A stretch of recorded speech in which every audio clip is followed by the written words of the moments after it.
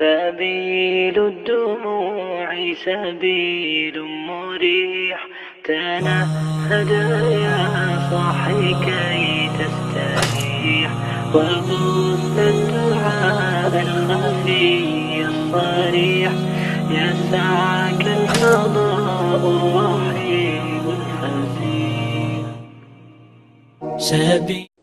قراءة القرآن بقصد العلم والمعرفة، قرآن اس نظریے سے پڑھے کائنات میں سب سے بڑا علم قرآن کا علم ہے، سب سے بڑی معرفت قرآن کی معرفت ہے۔ سیدنا عبداللہ ابن مسعود رضی اللہ تعالی عنہ وارضاہ اس لیے کہا کرتے تھے، اذا اردتم العلم فانثروا هذا المصحف فإن فيه علم الأولين والآخرين۔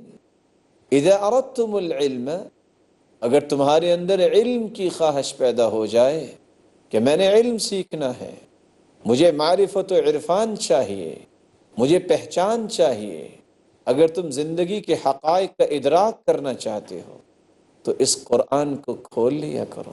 فإن فيه علم الأولين والآخرين، اس قرآن کے اندر پہلی تمام الہامی کتابوں کا بھی علم ہے، والآخرین، اور قیامت تک آنے والی انسانیت کی ضروریات کا بھی علم ہے۔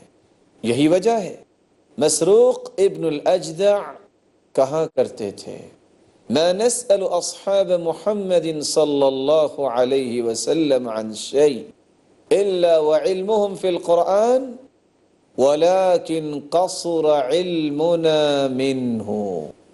ہم جب بھی صحابہ کرام رضی اللہ عنہم وارضاہم سے کوئی سوال کرتے تو وہ جواب قرآن مجید سے دیتے، ولیکن قصر علمنا منہ، آج ہمارا علم ناقص ہو گیا ہے، اس لیے ہمیں قرآن سے جواب نہیں ملتا۔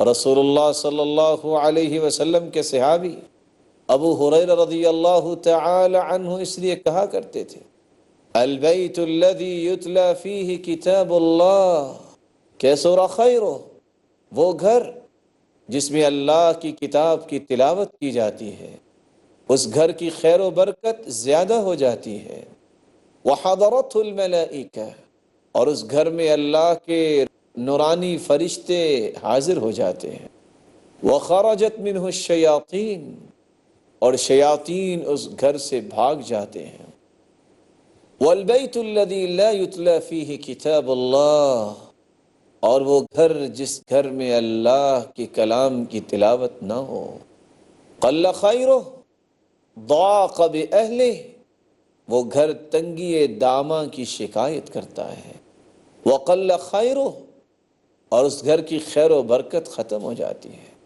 وحضرتہ الشیاطین، اور شیاطین اس گھر میں ڈیرے جما لیتے ہیں، وخرجت منہ الملائکہ، اور نورانی فرشتے اللہ کی رحمت کے فرشتے اس گھر سے چلے جاتے ہیں۔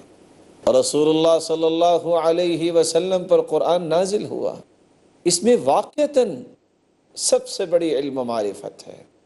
آج ٹیکنالوجی کے نام پہ اپنے آپ کو مرعوب کرنے والے سوچیں، قرآن مجید نے تو اس کا بھی حکم دیا، قرآن مجید نے تو اس کی بھی حقیقت کھولی، وَأَنزَلْنَا الْحَدِيدَ فِيهِ بَأْسٌ شَدِيدٌ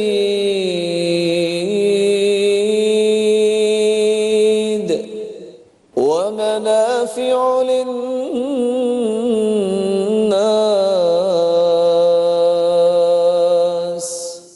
لوہے کو ہم نے اتارا ہے، اس میں پروفٹ بھی ہے اور پاور بھی ہے۔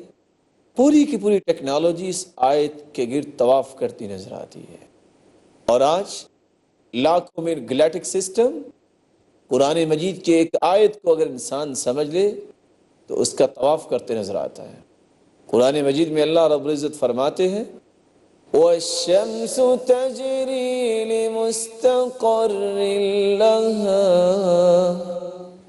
اور دوسری جگہ فرمایا إن في خلق السماوات والأرض واختلاف الليل والنهار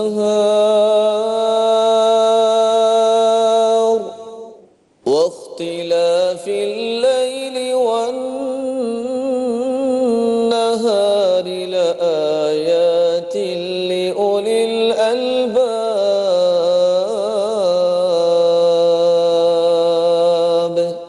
یہ دن رات کی آمد و رفت میں نشانیاں اللہ نے رکھی ہیں عقل والوں کے لیے. سورج اپنے مدار پہ ہے، چاند اپنی جگہ گردش کر رہا ہے. ستاروں کے بارے میں اللہ رب العزت فرماتے ہیں کل فی فلک یسبحون. ہر چیز کو جو اللہ نے نظام دے رکھا ہے اس نظام کے تحت وہ چل رہی ہے.